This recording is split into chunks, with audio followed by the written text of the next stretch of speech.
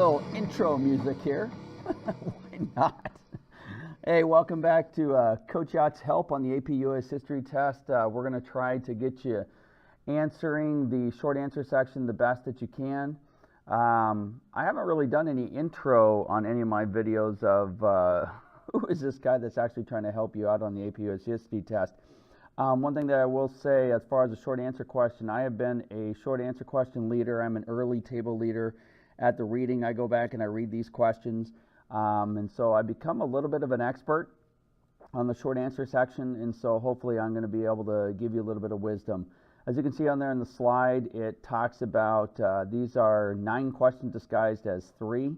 Last year there were 12 questions disguised as 4. And the one thing that I really appreciate that the College Board did this year is they got rid of what I called the phantom question, the question that was on the AP US History test, but it was not scored. I thought it was incredibly unfair to a lot of students that maybe poured a lot of energy into that particular question and yet was not scored. So that is now gone. As you can see here, the SAQ section, the short answer section, is 20% of your overall test. You want to make sure that you focus in on this. I think this section does separate 3s, 4s, and 5s. If you can score well on this short answer section, it's really going to vault you into a really good position to get a 3, 4, or 5. The thing I will make sure that you understand is the way the test is formatted. You will take the multiple choice test first, 55 questions in 55 minutes. You will then have, they will collect the multiple choice section depending on how many kids are testing. I think we have over 100 kids here at Rouse that are going to be testing this year, and so it takes a little bit to collect those books, and then you go to the short answer section immediately after this. So just be prepared. You're going to go right from the multiple choice section into the short answer section.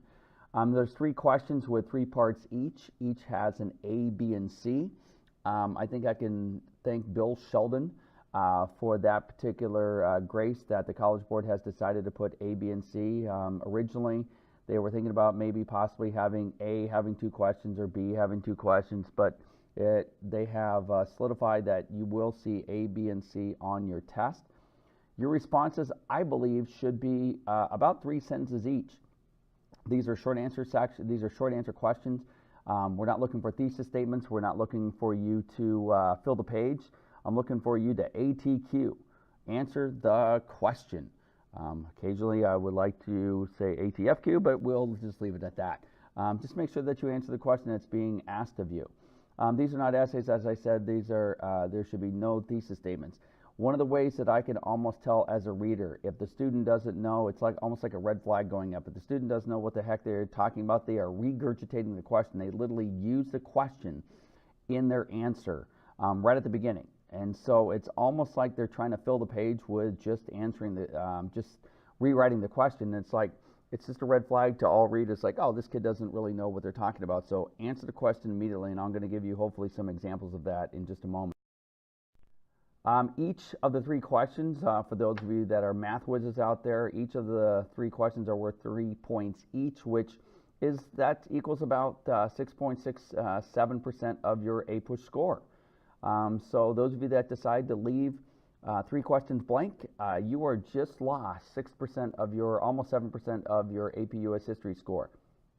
You don't want to leave any question blank. Make me not give you a point.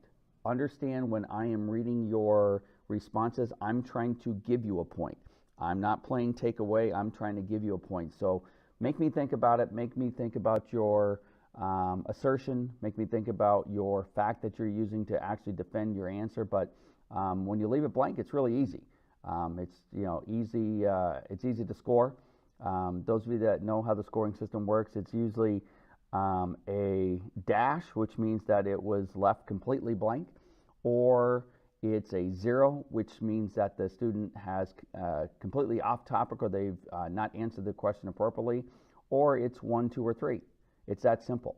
And what took you typically, between 8 to 10 to sometimes 15 minutes to answer the question is going to, take me on average probably a minute or 2 minutes, 2 minutes on the long end, but probably a minute, 90 seconds to score your answer, because I'm literally going through and looking to see if you are answering the question. We give every single essay a fair read, and these short answers a lot of times are cut and dry. We can see the answer immediately, and we can a lot of times see when the students are off track immediately on a short answer question, where sometimes on the essay the student might come back on track, but the short answer question, a lot of times the students do not have the ability to come back on track. Manage your time well, because time does matter. You're going to have 40 minutes to actually answer all of these questions, and I will kind of give you a rundown of what I approximate as far as the timing for each. I suggest that you label each. As you notice there, I have the A, B, C, and crossed out. You can do whatever you want. I mean, it doesn't matter to me as a reader. If you happen to flip-flop A and B and it doesn't distract from the overall quality of the essay or the short answer question, I will try to give you a point. If it's in the box, I'm going to try to give you a point. Sometimes students get it mixed up, but if it detracts from the overall quality of the answer, then yeah, I cannot give you the point. But it makes it easier for the reader when you label them. There are some teachers that teach that you should not label them. It's totally a reader quality issue, that it just helps us as far as being able to score them. But there is you do not have to label them A, B, and C if you do not want to. Like I said, you do have 40 minutes to complete this section, and when I go through each of the questions, I'll kind of talk about the timing of each of the questions. The format of SAQ number 1, this is something that is completely different as far as time period. We've never been told what the time period is going to be for SAQ number 1, and so the SAQ number 1 is time periods 3 through 8. Time period 3 begins in 1754, so that should immediately give you a clue of the French and Indian War, and it goes all the way through Jimmy Carter. That does not mean, it says 1754 to 1980. There might be a little overlap, and it might go into Reagan a little bit, but I can easily foresee this particular question staying within the time period 1754 to 1980. The approach to this, because these are secondary sources, the way that they have been putting this on the test is they've been normally having 2 secondary sources, and they normally ask you to look at the difference and then bring in some outside information to help support either author's point of view.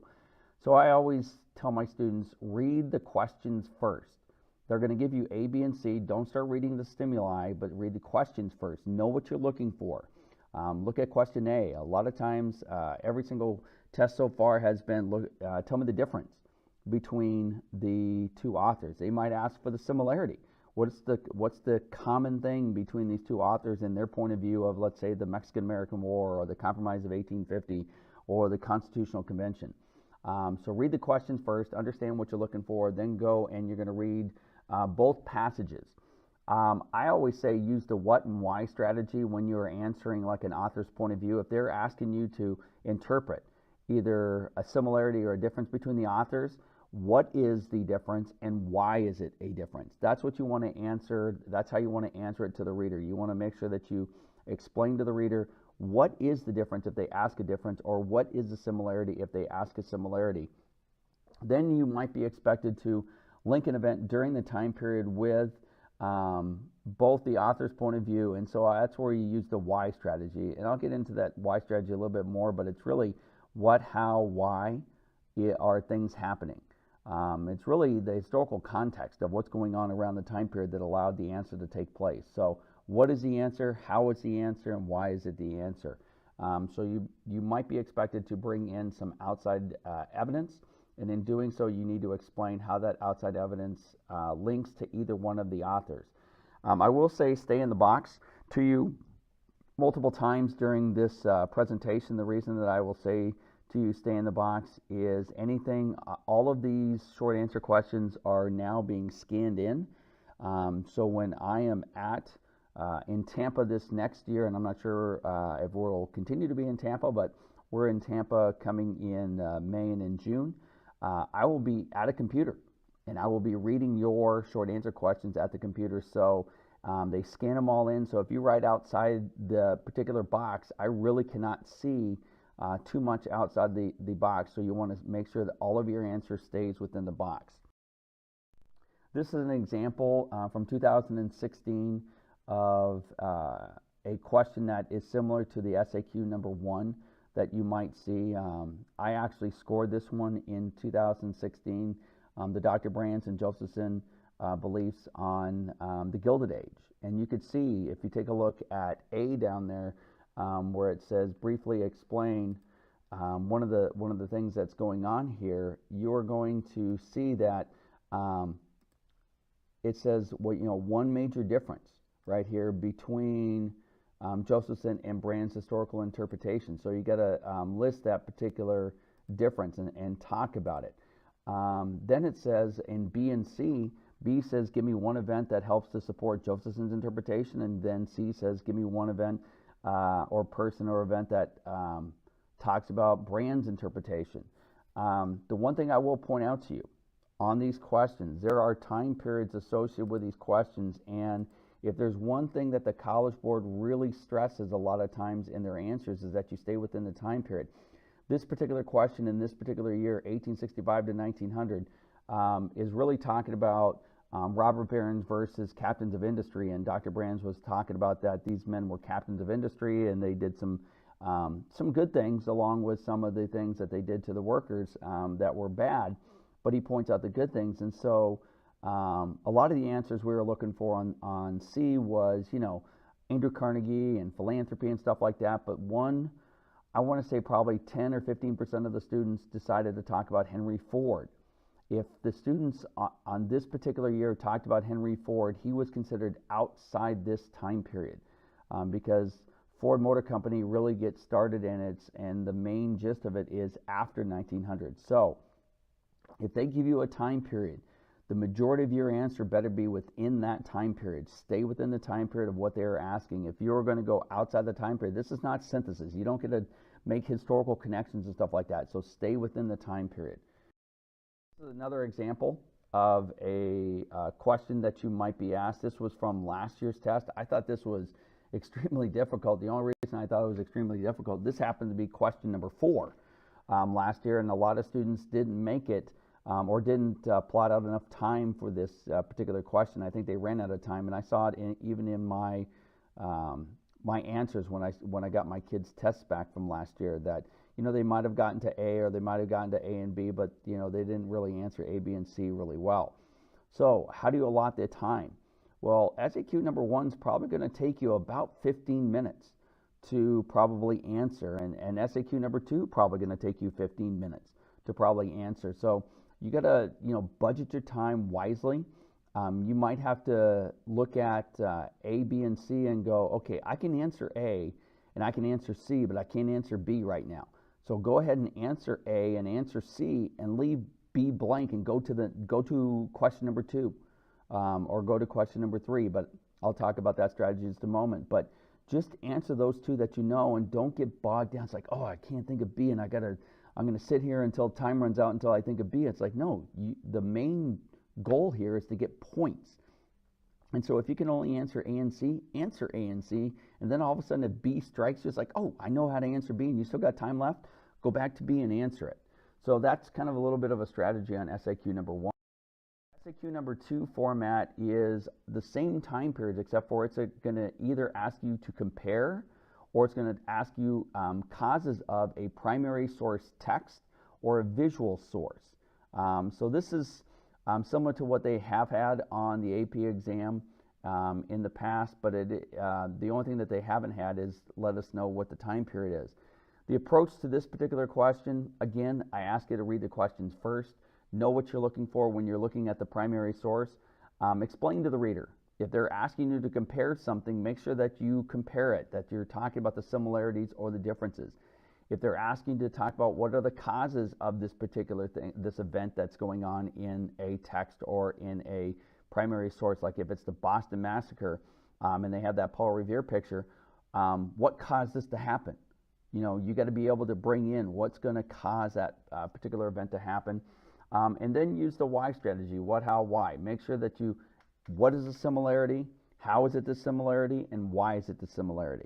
Okay, if you do that in 3 sentences for This particular question, I think you should be able to get all of the points.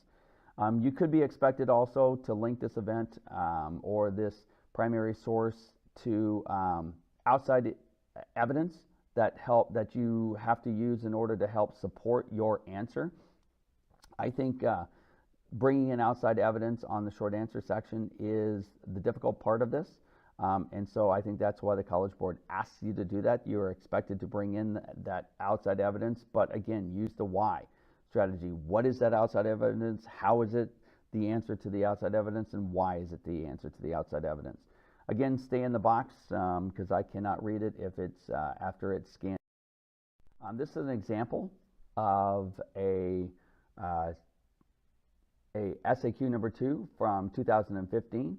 I actually loved this question. I thought it was a really good, fair question from 2015.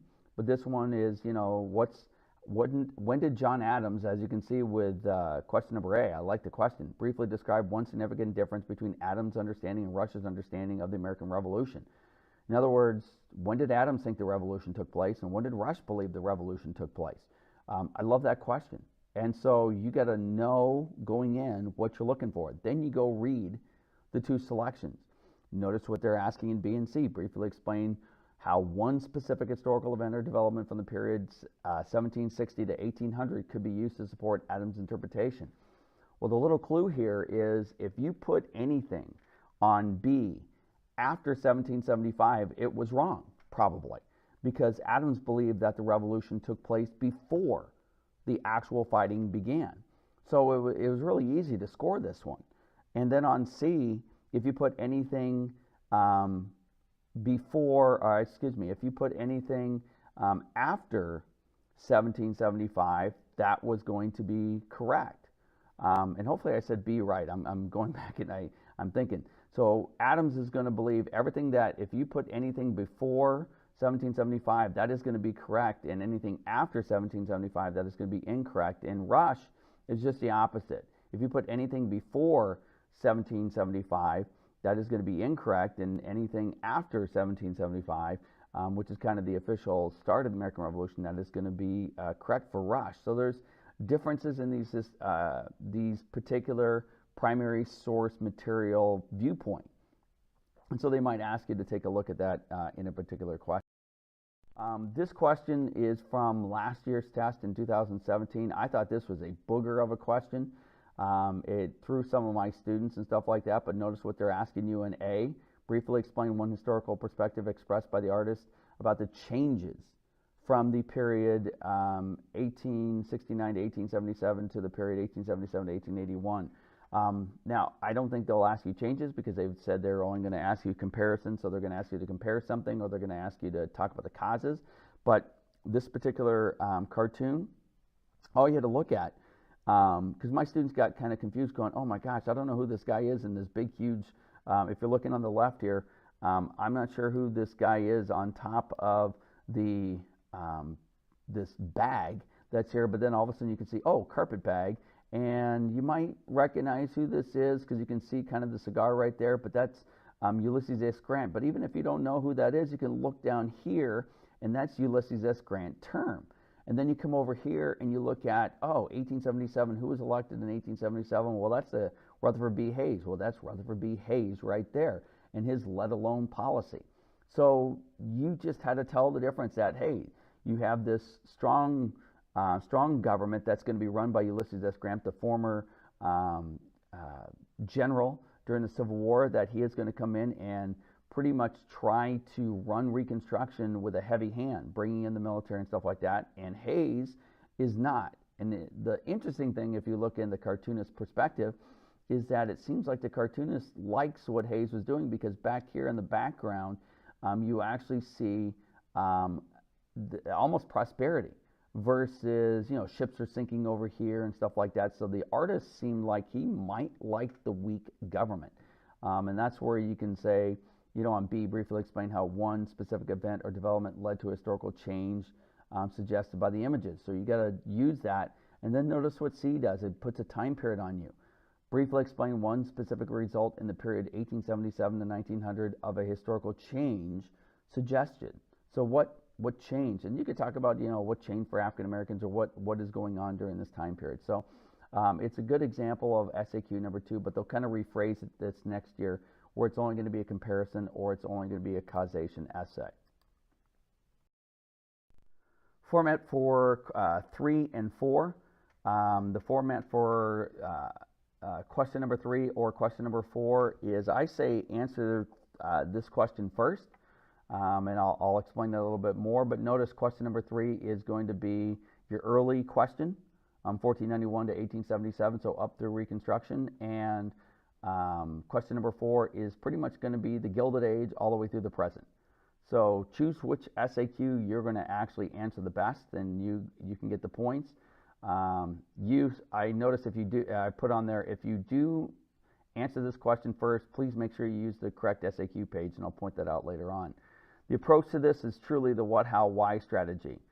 This is where I get into it a little bit more, but you know, name it. Name the name in the sentence. So whatever the answer is, name it. Then you're going to tell me, almost like the how is the historical context. How is this best set, or the process, how is this best set to help answer the question? And then why is this the answer to the question? Why does this help to answer the question in a proper manner? If you do this, what, how, why, you should have no problem getting a point on each of the A, B, and C, as long as you are naming the correct name and then giving me the correct information. I've had students in the past actually give me the right information on the what and then explain it incorrectly, and I can't give you credit for that. You must explain it correctly. This is a possibility of a answer or a question that you might have. I'll give you just a moment to read through that.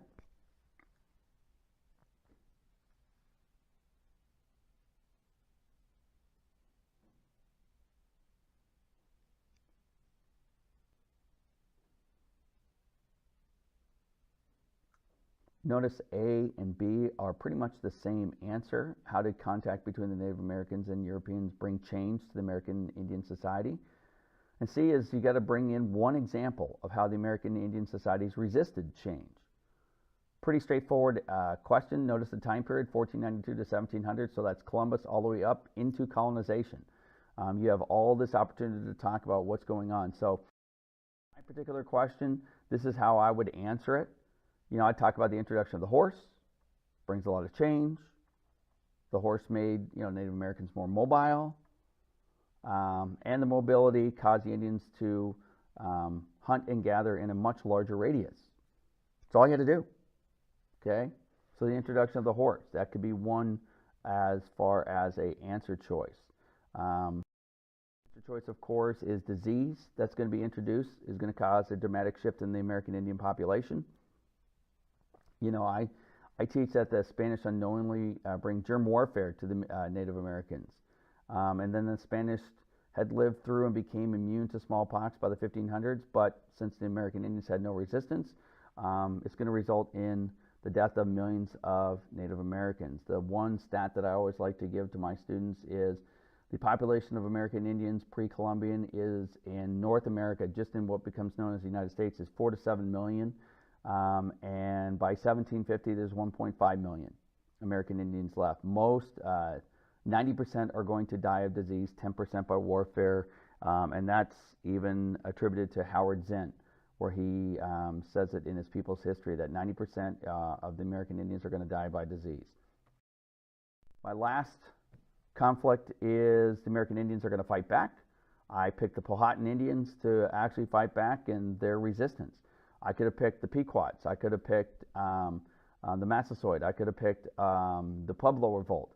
I could have picked any of these different American Indian battles as long as they stay within the time period 1492 to 1700. So notice you don't have to know every single American Indian battle, but you got to know a few just so you have enough ammunition. Here's an example of 2016 SAQ. I love this particular SAQ this particular year. I didn't score it, but I thought it'd be really easy to score because you got to just give me one factor, give me a second factor, give me a third factor that increased tensions between Great Britain and its North American colonies between 1763 and 1776, and briefly explain how this factor helped lead to the American Revolution. Notice that last part of the question. A lot of students forgot to do that. Also, briefly explain how this factor led to the American Revolution. You just couldn't tell me the factor that's leading to tensions. How did it help to lead to the American Revolution? Answer the question fully. Okay, make sure you answer the question. This will kind of give you an example where I talk about debt. You can read through that.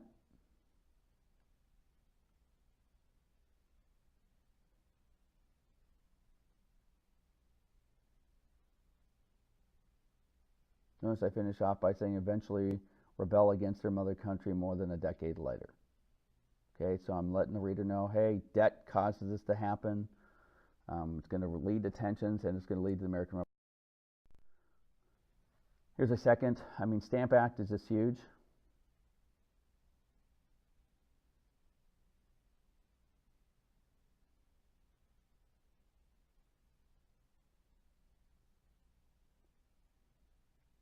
Notice how I answer the question. I didn't say a second factor that increased the tensions between Great Britain and its North American colonies in the period 1763 and 1776 and helped to lead the American Revolution is the Stamp Act. Nope. As soon as like I said, as soon as I start to see kids incorporate the question into their answer, it's almost like that red flag's like, they probably don't know what they're answering here. But as soon as I see a kid go, the Stamp Act, instituted in 1770, will be a direct and just starts hammering it and just nailing the facts and answering the question, it makes it so much easier, and I can just give them the point rather quickly versus those of you that are trying to incorporate. You're wasting time. You don't have that time, especially on this question. You want to answer this question as quick as possible. Question number 3 or question number 4 should take you hopefully between 6 and 8 minutes, or even 10 minutes at the most. Answer this question, get off of it, and then get on to question number 1 and question number 2, because either one of those questions you could spend 15 minutes on each one of those questions. Here's the last of mine. I picked the Boston Massacre because it's in the time period. And you can see, even though John Adams will defend the regulars, 5 years later, it leads to the Battle of Lexington and Concord in Massachusetts. So I always make sure I answer the question. That's what the key to answering short answer questions is. ATQ, answer the question. So this is my little strategy page, how to answer the SAQs and APUSH. Answer question 3 or question number 4 first. The approach, as it says, what, how, why. Then you get to choose between question number 1 and question number 2, and I'll explain that in just a moment. If you take a look at this, this is what your pages are going to look like on your short answer section. They've watermarked each of the pages so you can't screw it up, but I know there are going to be students that are going to screw it up, and they'll start on question 3 or 4, but instead of writing it on 3 and 4, they're actually going to write it probably on question number 1. And if that does happen, we are able to read the entire document. So because I only, and understand this is a good little point to make, I only score 1 question. So I'm only going to be scoring either question 3, question 4, question 1, or question 2. I'm not going to be scoring probably 2 or 3 or 4 questions from your particular essay. I only score 1. And so you have someone scores 3 of your short answer question, you have someone that scores your long essay, and you have someone that scores your DBQ. That's 5 different teachers and professors that are scoring your exam. It shows the fairness of the College Board and our reading. We do a really good job at the reading, and we try to give you as fair a reading as possible for each individual student. And in doing so, to help us out, what I say is make sure that you start off just by answering the right question on the right page. It just makes it that much more easy. So when you're answering this, you want to answer question 3 or question 4 first. As I say there, put points on the board. Hopefully you can put 3 points on the board, and as you're heading into question 1 or question 2, you now have 6 questions with the possibility of hopefully getting 4 points. If you got 4 points on there and you got 3 points over there and you got a total of 7, you're on your way to a 4 or a 5. A 7 on this is a really good score. As soon as you answer question 3 or 4, you now have to choose quickly. How am I going to get more points? If you look at question number 2 and you recognize the document from question number 2, let's say your teacher happened to show you that question and you were lucky enough in class that you actually looked at it, answer that question. If you look at question number 1 and you go, oh, I know that, I know those 2 historians, or I happen to know that topic really well that they're talking about, answer that question first.